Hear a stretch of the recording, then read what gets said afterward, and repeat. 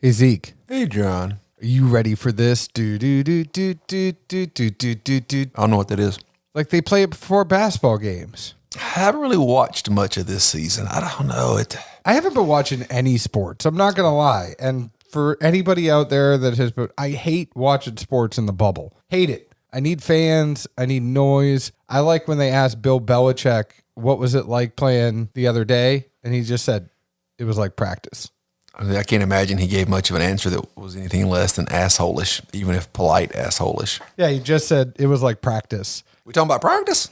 I mean, I've heard people, Blake Griffin was on a late night show last night talking about how basketball was messing people up because they thought it was like playing practice. I can see it. Would mess me up if you're used to having people there. Although I did really like, so Derek Carr for the Raiders, did an audible, and he called out John Gruden's wife's name as one of the audible things. And typically John can't hear it with the crowd noise. But he's like, yeah, I don't know how my wife got into the calls, but we're going to have to talk about that one. That's solid.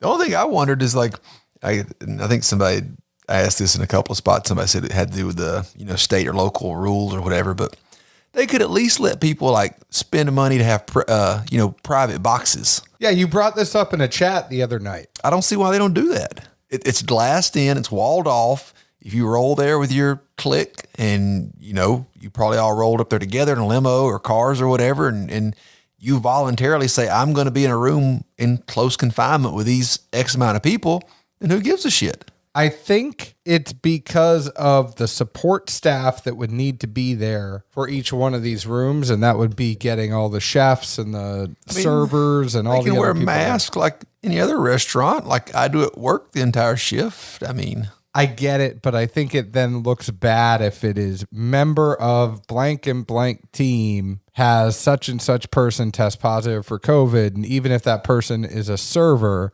they're so afraid, I think, of any sports being canceled. And the TV deals are worth so much money that they're just doing whatever they can to keep that afloat. I just figure there's some high rollers out there that would, love to be one of the, 12 or 20 suites they have. And like, you're the only people they see on TV and shit, Well, and imagine being the person who can shout down to them and they actually hear you when you call them a bum. Hey, you piece of shit.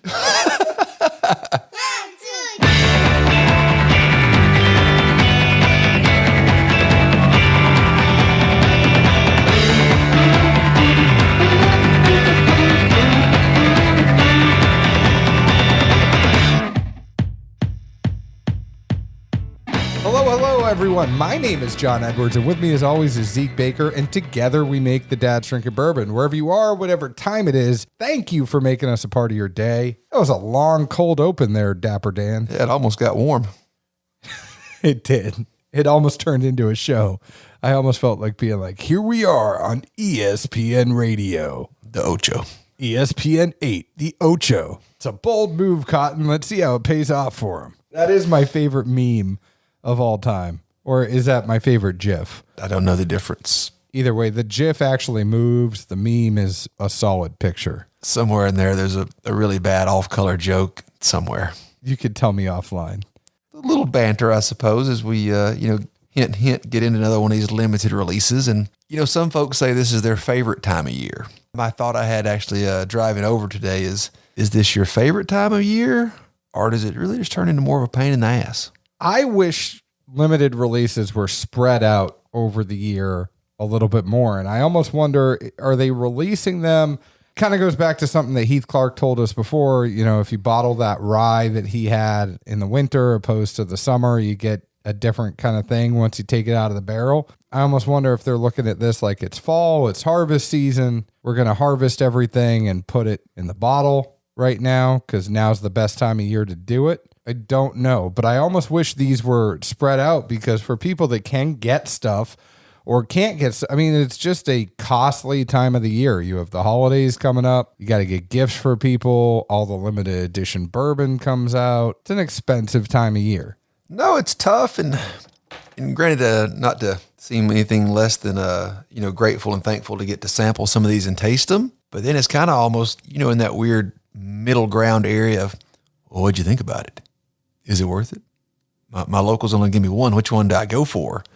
Well, shit, man, I don't want to be the one that tells you which one of these releases you might have a chance at and which one you should take if you get that opportunity. Well, and everybody's palate is different too. So you might like something that's a little bit sweeter. Somebody else might like something that's a little bit oakier. And if they're going off of your palate and they go buy it and they don't like it, it's a big burden to be put on those dainty shoulders of yours.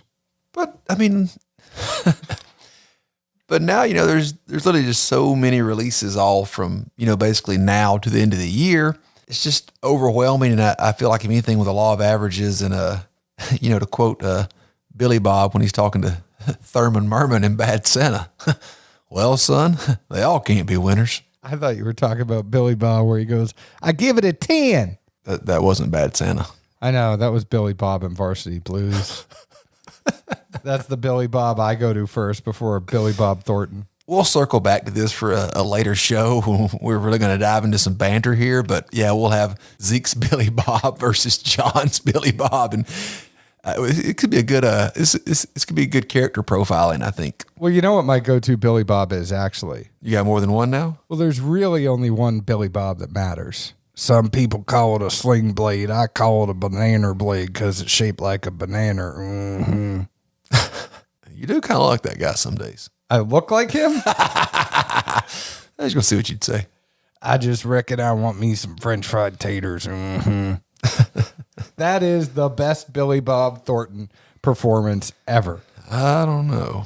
I like Dwight Yoakam's in it. He comes, Carl, what are you doing here? I reckon I come here to kill you. I still like Monsters Ball a lot. Fair enough. Anyways, today's show is sponsored by CaskCartel.com, changing the industry standard as to how you get your alcohol. And as we're talking about allocated season here, you can go to CaskCartel.com and find them. They're going to be more expensive. Some might be a lot more expensive because it's a convenient play. You can go there. You can get it delivered directly to your house. Now's the time of the season where some people are waiting out in lines. They're doing raffles. They're camping out overnight. They're buying a whole bunch of pizza for their friends as they sit in line together. I hope they bring a boombox and some TP. But that's what they're doing. You can go to CaskCartel.com and sitting on your couch, watching TV at night, watching football, watching basketball, you can get allocated releases shipped directly to your door. The other thing you can do is get daily drinkers. They're more on par with what you would pay at the store. So go ahead and check them out. Get them shipped directly to your door with CaskCartel.com. They are also doing a Weller Special Reserve giveaway on their Instagram right now. So go follow them at Cask Cartel and find out for yourself. Zeke, I'm very, very, very excited though today. I'm pumped. We are having one of my most highly anticipated releases of every year, though, the Four Roses limited edition small batch. And I always say, if I get the Four Roses limited edition small batch every year, along with the George C. Stagg, I am a very, very, very happy guy. I'm glad you threw in the GTS because if you omitted that, blood was in the water. I was already, I was ready to pounce. No, those are the two. If I get those two every year, I'm a happy guy. I know folks can't see us, but I'm literally looking down as he says that. I'm like, if he omits GTS, he's about to see me come over this microphone stand and be like, what? No, I could never omit my baby. You think that I like sleep with the barrel head at night and things like that. I really sleep with GTS at night. I'm not even touching that. So Four Roses limited edition small batch from 2020. Now, this is a combination. It's 55.65% ABV, 111.4 proof. This is a 12-year OBSV, a 12-year OESV, a 16-year OESK, and a 19-year OBSK. Kind of crazy. 2 Bs, 2 Es, 2 Ks, but 4 blends? Yeah, 4 blends. 2 Vs, too. I guess I left that out. Whoops. There's nothing else on here that I even want to talk about. I just want to get in and talk about this bourbon. So yes, it is 2 Bs, 2 Es, 2 Vs, and 2 Ks. Sounds kind of like that new math they're trying to teach the kids with the boxes and shit. I hate Common Core. I don't even know what it's called, buddy. I can't wait till we get back to the thing where you get to carry the one and do stuff like that. But we are going all over the place on this show. Are you ready to tell me what you think of this bourbon? I'll lead in with some no's here. Is honestly quite remarkable nose. I'll say that at the very least. The first thing I put down was sugars. And yes, that was SHUGARSH. There was literally just that much coming off of it. I felt like the H needed to be in there. Like sugar, how you get so fly? Like a woman you'd call Shug. Like night? I said a woman. Oh. Like, hey, Shug, why don't you come on over here? Be careful calling Shug like that. You might end up getting thrown off a balcony. I thought he was Suge or something. No, it's Shug. Either way, you always have the most weird references. Behind the sugars, definitely the next thing that unfolded for me was a light to solid baking spice. Then behind that, I just put in there was a plethora of candies and aromatics. Kind of reminded me of, like those cherries you get that are soaked in alcohol, except there was way more to this profile than the cherry. I mean, just fruits, aromatics in every direction. I didn't want to take the time to write them all down because they were plentiful, and I think whoever you are, you're going to find similar to different notes, but they fall under that umbrella. I'm just going to leave it at that. Towards the tail end of nosing this thing some more, it was kind of like a dried tobacco smell, but at the same time, just heavy tart fruits. Obviously, a theme here from listening to me ramble on this a bit is just fruits, aromatics, sugars. I mean, it's what you want or expect in a nose, and that's the least I can say, and that's probably doing it an injustice if I left it at that. Feel like it's opposite day. I feel like you're so Eeyore-ish today, and I'm so amped up and pumped. I kind of fell asleep a little bit while you were talking there because it was just very slow and monotone. I figured you got your feelings hurt when I said your Suge reference was off. No, I'm just saying, like, I kind of feel like you don't have did you have a Bang energy drink today? No, I had some Red Bull earlier, though. I don't think it worked. I think you got to stick to that Bang. You got to talk to them about sponsors. The nose for me, it's funny. The first thing I said was fruity cherry marshmallows. Like, what's the ones? They're not white marshmallows. They're the pink marshmallows and the blue ones. Have you ever seen those? In my cereal. It's not in the cereal. You can actually buy them in the bag and make s'mores out of them and stuff. But it's that like fruity cherry marshmallow. I mean, they're still a marshmallow, right? Yeah, it's still a mallow. Baking spice, slight oak, vanilla. The biggest surprise for me on the nose, when you nose it, you just get a whole bunch of fruit, that slight oak, a little bit of vanilla and the spice, but nothing that really screams out you're about to drink alcohol. I got it some kind of on that, like I say, like the soaked cherry thing. I mean, it wasn't overwhelming or like a singe the nares kind of situation. You could definitely tell you weren't working with anything that had been diluted. No, but it is one of the best damn noses I've ever nosed. It was really, really, really good. I concur, and since you're the energetic one, you can keep it rolling, Sammy. I will keep it rolling. The taste, so effing thick and chewy. It just was viscous as hell. If you're looking for something that has a mouthfeel that really just, you chew it, it's there. This is it. Perfect amount of spice for me, cherry, all sorts of other bourbon notes like oak, vanilla, whatever. But the mouthfeel on this, it is hard to find a better mouthfeel. You just taste it. It is a cherry and fruit bomb with the perfect amount of spice. I mean, we were talking about 2019 compared to 2020 before we got to recording, and I think 2020 is a little more spicy than fruity, and 2019 was more fruity, but this still has a shit ton of fruit in it. It is there. It's thick. I love it. I'm giving it away. I know I'm pumped. I'm excited, but I love this whiskey. I know 2019 was our favorite whiskey of last year. I don't know. I want a side by side, and it's something that we should do in the future. We should side by side this one with the 2019, but I love this whiskey. Interesting. The finish was perfect. It wasn't too short. It wasn't too long. It was like the Goldilocks finish is what I always call those. Is, Goldilocks and Three Bears, you got two kids. I mean, I do. I'm just not sure how that's applicable to the finish. So, you know how Goldilocks goes, this one's too hard, this one's too soft, this one's just right, this one's too hot, this one's too cold, this one's just right. It's not too short, it's not too long, just right. I may have to revisit that at some point if I'm going to start picking up your analogies, apparently. All right. Anyway, palate-wise for me, what I noticed that was definitely a little more different than what I would have expected from the nose was much more of a darker fruit profile and berries, but just everything about it was just had a darker aspect, so to speak. And definitely there was some kick in there. I think that's going to be attributed to the K. You definitely know, again, this is, a cask strength blend.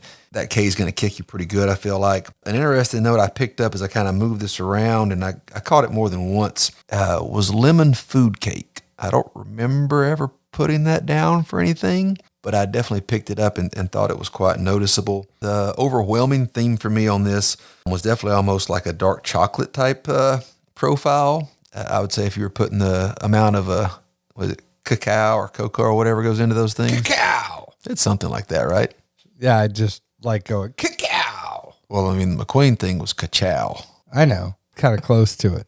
At any rate, I'd probably rate this at about like 70 to 80%. They have like the, how much whatever the stuff's in there that gives it just that dark kind of not bitter, but drying profile. I put on it was very bold throughout the profile. Kind of an interesting nuance about this one is with that, again, what I would assume is the age that comes in from those two Ks, the oak presence that's there. If you've experienced this, it definitely gives you that drying sensation that just pulls you in to where you want to drink and try more. But then at the same time, at least would, again, attribute to the K as well, there's enough of a bite that makes you pump the brakes. So at first you kind of got this, you a good Four Roses aromatic, sugar profile, but then this bite that's kind of like, ooh, slow down, buddy, savor it, work through it, chew it a little bit, let everything coat the palate. And then at the back end, it's so drying, you're like, ooh, think I need another little pour. But it's such a back and forth, but it works. I mean, I think other stuff we've had that was probably finished or something else that on paper would have those two attributes, but they just didn't synergize together. This functions very well. That's about where my notes were for it. So you're saying that this bottle is representative of our podcast, where I make you want more, you make people want to put on the brakes, but you put it together, you want more. I mean, if you want to assign characters, we should probably leave that off at this point. I'm just saying, I think that it's got a little bit of yin and yang to it. No, it is. It's very interesting. I think even more so, a lot of these blends are known to, change a little bit to a little bit more with air. With air, I think this is definitely going to be something fun to, if you're fortunate enough to get a bottle or even get a sample from somebody, have a little bit, put it away. Come back in, month or two, have a little more. I just think it'll be fun to see what it does. I should mention, though, that I did let this air out for an hour. This was not a fresh crack for us. The sample bottle was sent over. Thank you very much, Laura, for sending us this media sample. My official review of this is I give it a 10. I love it. I was actually just going to have my tasting notes be yes, yes, and yes. One thing I did notice about Zeke's tasting notes that I want to bring up, I love how we always break our tasting notes up to nose, taste, and finish. And Zeke breaks his nose up into beginning of the nose, middle of the nose, end of the nose every single time. So he has like an Inception review. There's 3 parts to your nose and then a taste and finish. But this is 100% a buy for me. If you get your hands on a bottle of this, don't even think twice. What about you, big guy? So my other kind of thoughts here, just for a mild bit of banter. 2019, it really embodied fall for both of us. I mean, we agreed on that one of the few times, but it just seemed like fall in every essence. This to me is much more winter. This is a cold day. You want this, maybe by a fire, late at night, maybe cigar or something involved. But I think that's where this profile drifts and takes me if I think about it in just an essence or a sense of where I am as a being and what kind of environment this puts you in. That was just my random tidbit. Was this is a cold winter day because it's got enough kick and bite and proof in there to know you're working with something. The finish just makes you want to try more, but also the dark fruits and berries, the dark chocolate that's in there. I don't know, everything about it to me just on a cold ass day, you come in, you're by a fire or something, you just want to, clear your head and enjoy and warm up. This is the guy to do that for you, I think. Well, the funny thing is it does have a little bit of Midwinter's Night's dram to it. Like not, I know that's a rye, but just the fruitiness of it that you get off that one. You're describing that type of pour. That's the one I want to have by a fire, and it's fruit with the whiskey. I don't think it tastes anything like that. I'm not saying that it tastes like that. I'm saying the qualities, right? I got you. At first, I was like, where in the hell is he going with this analogy? It doesn't taste like it. But when you say it's like, it's a whiskey, it's got fruit, it makes you want to sit by a fire and drink it. That's what I think of when I think of that whiskey, right? It's not like they have the similar profiles, but you kind of want to have that plaid fleece blanket or wool blanket. You want to be sitting by the fire. You want to have it in a mug. You know, you're not even drinking it in a Glencairn. You're drinking it in a campfire mug. Or just passing a bottle. Yeah. No need to do the dishes later on. I like this one. I'm a definite buy on it. I'm not sure where it ranks overall in the history of the limited edition small batches. I think this is a much more moody pour for me than last year's was. I think we need to do a blind sometime, and we need to wrangle up some samples and do a blind of some of the limited edition small batches and see which one we like best. I mean, I could think of worse things to do. And I think we can do it in our Dad's Drinking Bourbon official Glencairns that you can get by going to premiumbarproducts.com. If you want laser etched glassware, you want bar tools, go on, visit our friends Carson, Janie, Vicky over at premiumbarproducts.com. They have awesome stuff. The Tua glass, the Neat glass, the Tipsy Dram, the Wee Dram. They have ones that even spin. All sorts of stuff. Go ahead and check out premiumbarproducts.com. If you are a distillery, a bourbon group, a store, and you want to do more of a wholesale order, reach out to me. I'll get you in touch with them. They're great folks over there. Zeke, the folks can find us on Facebook at Dad's Drinking Bourbon, Twitter at Bourbon Dads, Instagram at Dad's Drinking Bourbon. You can find us wherever you download your podcast. You already have because you're listening to us right now. Please leave us an open and honest review. Like we leave open and honest reviews about the whiskey we drink. Those reviews actually do help us. It helps people find us in search stuff and rankings and all that other fun stuff. Zeke, where else can the folks find us? Good old Nashville, Tennessee. And I will say before this cuts in the 28 minutes this tape has been rolling, as I just tried what's left here in this glass. Fruits moving forward, chocolate and heat moving back. It's balancing out well. It always does move, these limited editions. So it's a jiff. Cheers. Ciao.